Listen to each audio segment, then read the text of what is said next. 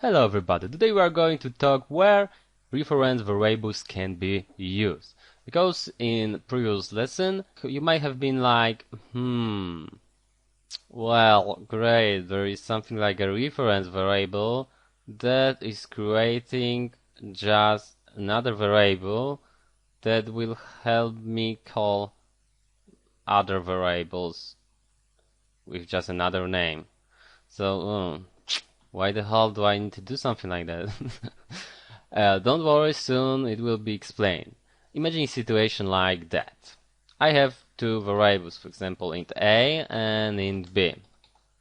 And now I have to swap, replace that value. So I want to have in a 20, I want to have in b 10 right now. And how to do it?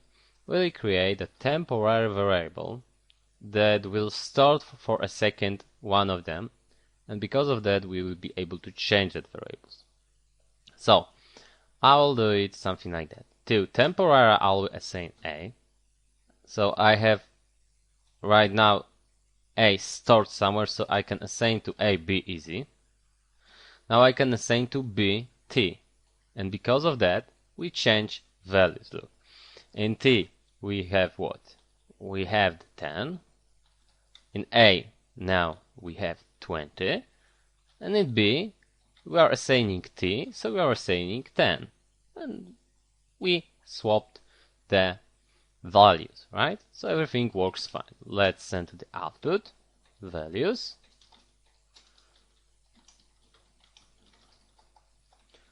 And now value of B.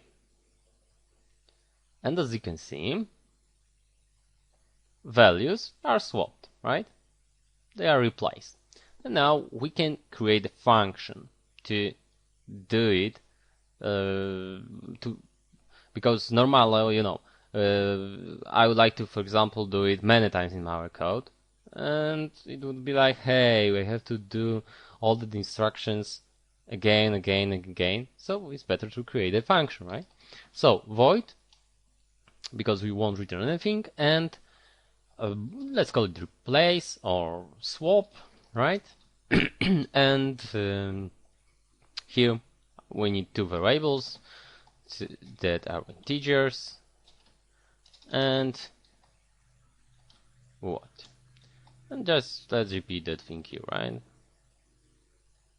So something like that. And that thing is used to swap two variables. So now I could do just something like that. Swap. Now send a and b, and let's see if it's working. Okay, of course we are using now x and y, so let's use the right guys. X, y, and y. As you can see, the values were not changed. They were not changed here, but here, let's check it out.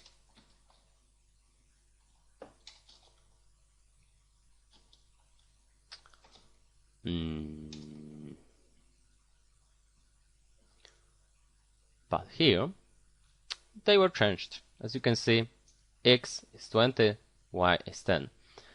And why is it so?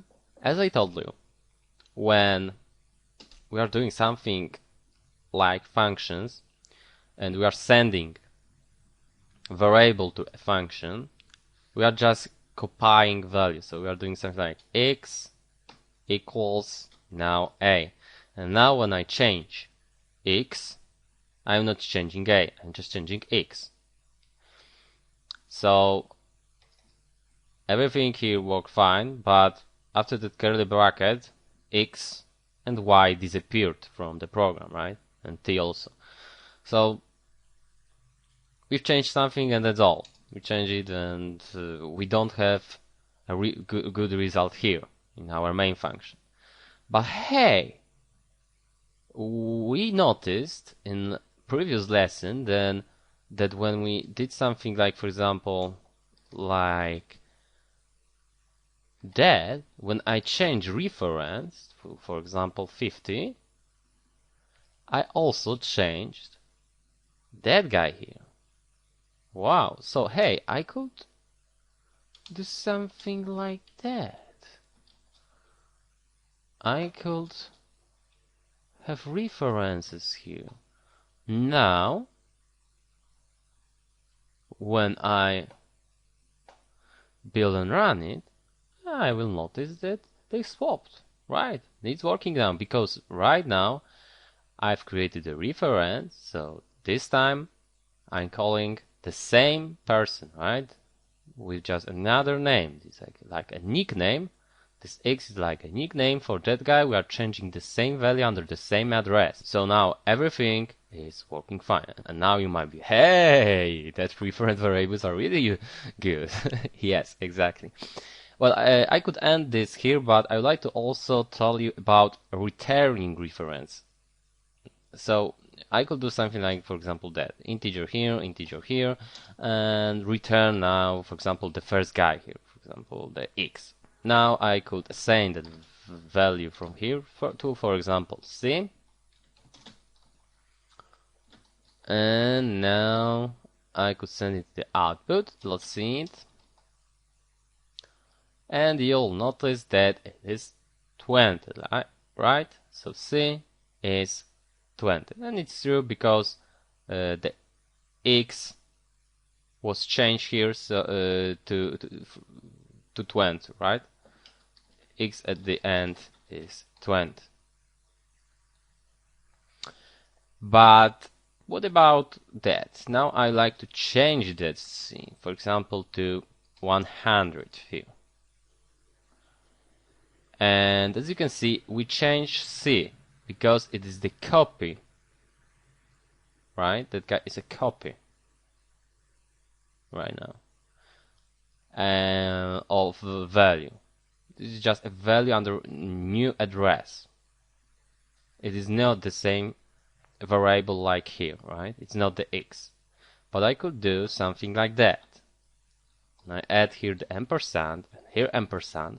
I'm saying that I am returning the reference.